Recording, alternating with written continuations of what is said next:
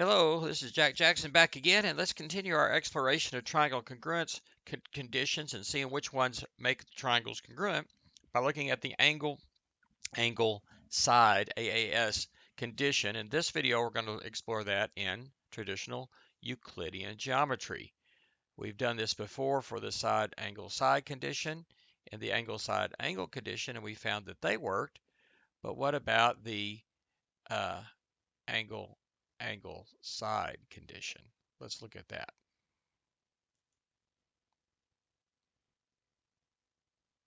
Okay, so I'm going to pull this app up. I'm going to open it in the app. All right, so here we go. Let's take a look at this. We can get an angle right here.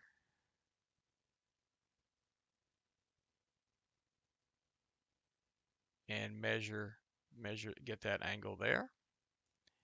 And it's in radians here, but you can actually enter it in degrees if you use the degree symbol.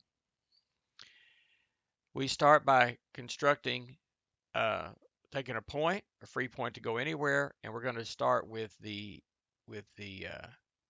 we got angle, side. We're going to actually do it side angle.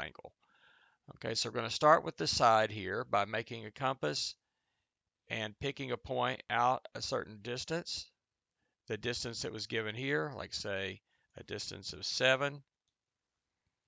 And we can pick any point on that circle that we want. That one's free to move around. Next, we go out an angle here. Let's just make it something easily, 1.7 radians. Okay, so you can enter it in degrees there too if you want. If you want to enter 30 degrees, you can do that. And construct an angle of that size, 30 degrees, 0.17 pi radians, or pi over 6 actually radians, and about 0.52 radians. There it is. And so anyway, there's that angle. That can be adjusted by entering a number there in degrees or radians, and then by adjusting this slider, picking whatever we want. Okay, so there's one there, about 0.91 radians, or about 0.5 or 52 degrees. All right, so anyway, we have that. Next, we go to here. Now, things get a little more interesting at this point, because this construction to do directly is rather difficult with a physical compass and a straight edge. We have sort of two methods. On the one hand, we know that the point, whatever point we put here for C, it has to be on this ray. Secondly, we notice that the other side has to go through B. So that creates various triangles here, A, B, C, 1, I'm calling it. The question is now, notice as we move this purple angle here, AC1B, must change. That's our angle C. But it's got to be this point, let's say 0.9 let's do it degrees. Let's say 40 degrees. It has to be 40 degrees. Whereas this one down here, let's say, was 30 degrees. Okay, well, right now, notice that we're not at 40 degrees. We're at about 66 degrees. If we go this way, it's just getting bigger. If we go out this way, now it's too small.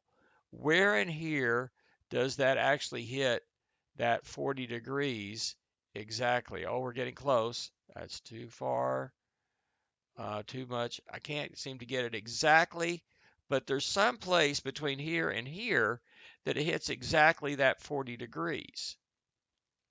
Okay? And that's where it actually is. It's actually right there. So there's only one place that could happen. Now that's method 1. Okay? Now method 1, again, I pick this point here, I draw this, and just keep measuring this. So if I were doing this with a actual physical protractor and a straight edge, I would have to take my protractor, slide it along here, making sure that I kept maybe a string, or a string would work really nicely, or a straight edge, where I keep it fixed at B and keep it going through the little center point on our protractor and keep moving this protractor sliding up or down, making sure to keep this lined up at 0 until this works out to be exactly right. Kind of a pain in the, just kind of a pain to do if we're going to do this by hand. Method 2 is maybe a little better, maybe not.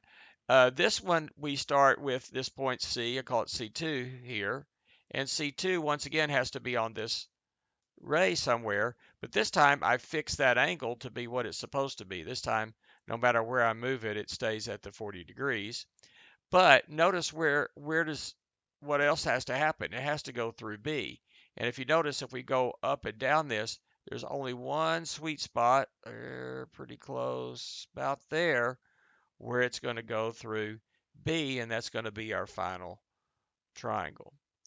So if we were to do this one with a physical compass, a physical protractor and a ruler, we could put our protractor along here, take the ruler, mark out to this angle, and then slide it up and down until the ruler goes directly through B. Now, we also have an indirect method that's actually a whole lot easier, but this indirect method only works in Euclidean geometry. In Euclidean geometry, we know that the angles, measure the interior angles, add up to pi radians, or 180 degrees. By the way, I have an angle converter up here. You can put in an angle in degrees here, and it will give you it in radians. So if you want to enter it in here without the degree symbol, you can. But it looks like we're able to enter it in with the degree symbol as well. It sort of defaults to the degree symbol, and you can wipe out the degree symbol if we want to put in the radian measure. Okay.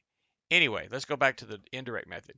One thing we know about triangles in Euclidean geometry is the sum of the measures of the interior angles, they add up to 180 degrees, or pi radians. So if we know the size of two angles, we can just subtract from 180 to give the other angle. So if this is 40 degrees and this is 30 degrees, that's 70 altogether. Subtract that from 180 degrees, and we get 110 degrees, or about 0.61 pi, or 1.92 radians. So that tells us what this other angle is. Then we just do it as we would do it with angle side angle.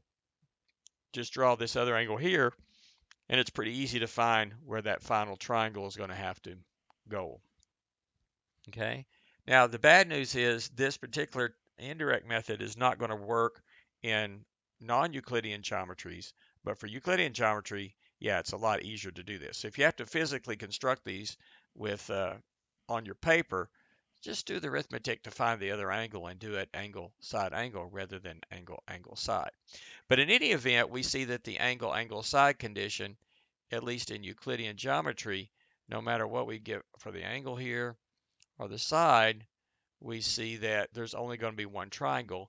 If there is a triangle possible, there is a way to break this, and the way we break it is exactly the same way we break it in the Euclidean case. Let's do method 1 here. If in the angle side, if these two angles already add up to more than pi radians, let's see, I want to use method 2 to see this. Method 2, you can see why it's not going to work. Okay. There's no way, if it's too big, there's no way that's ever going to go through B. See? Those two angles are already too much to make it come back and meet, for this ray to meet B here. Okay.